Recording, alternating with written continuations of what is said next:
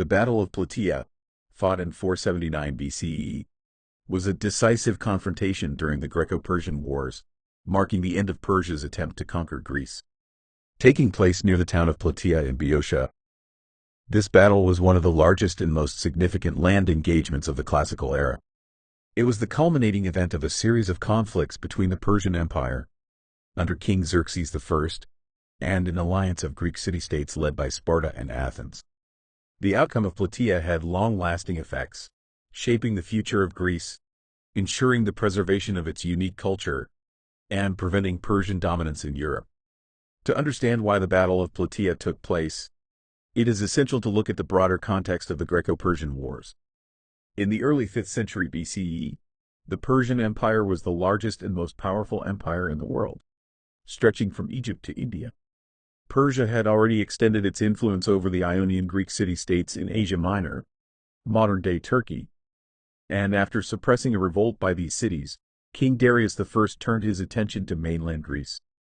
Darius launched the first Persian invasion of Greece in 490 BCE, culminating in the famous Battle of Marathon, where the Athenians, with minimal support from other Greek states, won a stunning victory over the Persian forces.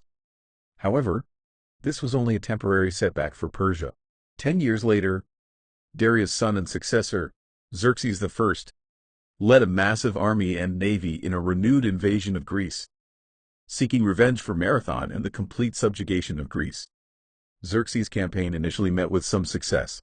The Persians won a naval victory at Artemisium and famously overwhelmed the Spartans and their allies at the Battle of Thermopylae.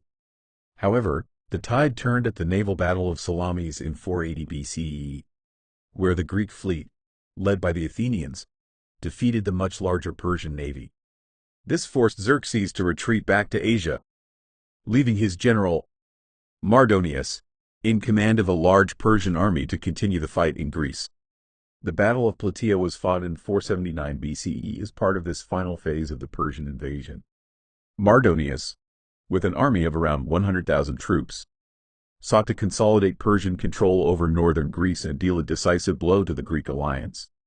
The Greek city-states, under the leadership of Sparta, Athens, and other allies, gathered their forces to meet the Persian threat, amassing an army of approximately 80,000 hoplites and light infantry. The battle took place near the small town of Plataea in the region of Boeotia, northwest of Athens. The region was a strategic choice for Mardonius, as it lay near Persian-controlled Thebes, a city that had allied with Persia during the war. The terrain around Plataea consisted of rolling hills and plains, with the Asopus River running through the area. The Greeks initially chose a position on the foothills of Mount Cithaeron, a defensive location that gave them an advantage in height and protection from cavalry assaults. The terrain played a significant role in the tactics used by both sides. Mardonius hoped to exploit the open plains to use his cavalry to harass and weaken the Greek forces.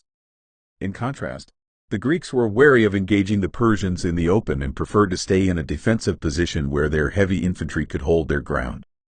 On the Greek side, the alliance consisted primarily of Spartans, Athenians, Corinthians, and troops from several other city-states, including Tegea, Aegina, and Megara.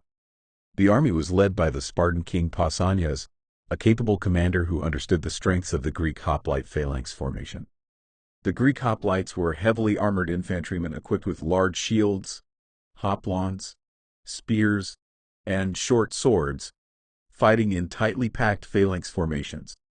Their success depended on discipline, cohesion, and close-quarters combat, where their superior armor and training could dominate. The Persians, under Mardonius, had a more diverse army, consisting of Persian infantry, archers, cavalry, and contingents from various subject nations of the empire, such as Medes, Saka, Scythians, and Indians. While the Persian infantry lacked the heavy armor of the Greeks, they compensated with greater mobility, archery, and cavalry, which was an area of strength for the Persians. The Persian army, while vast and diverse, was not as uniformly trained or disciplined as the Greek hoplites, especially in direct hand-to-hand combat. The Greeks' greatest challenge during the battle was maintaining unity among their city-states. Unlike the Persians, who were united under a single empire, The Greek forces were a coalition of independent city-states, each with its own interests and rivalries. While the Athenians and Spartans were the dominant partners in the alliance, there were tensions between the two. The Athenians were reluctant to take orders from the Spartans, who led the Greek army, while other smaller city-states feared Persian retaliation if the alliance failed. Moreover, the Greeks had to contend with the presence of Thebes, a Greek city-state that had allied with Persia, causing distrust among the Greeks. The Persians, on the other hand, faced the challenge of effectively using their diverse forces in a foreign land.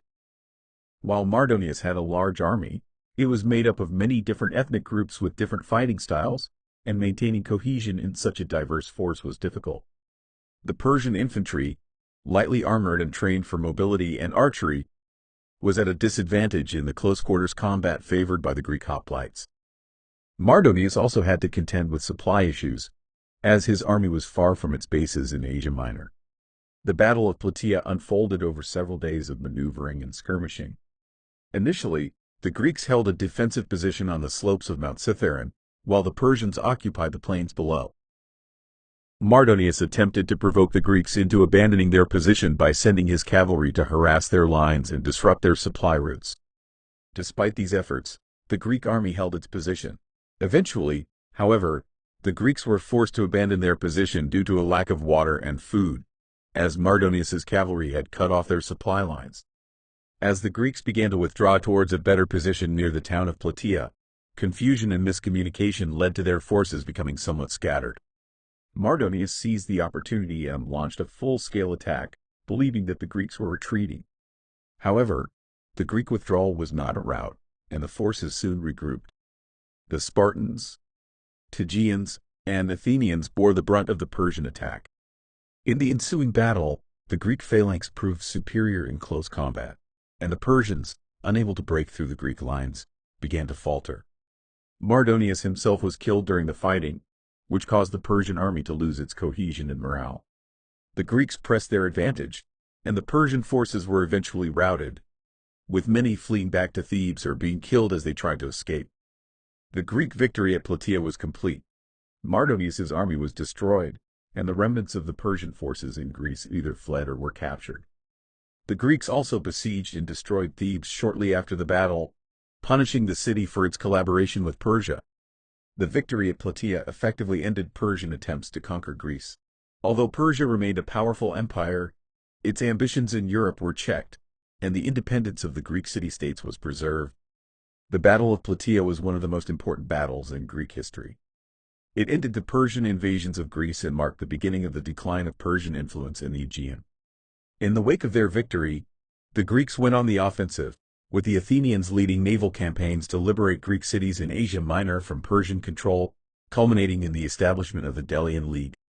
The battle also solidified the reputation of the Greek hoplite phalanx as one of the most effective military formations of the ancient world. It demonstrated that a well-trained, disciplined infantry force could defeat a numerically superior but less organized army.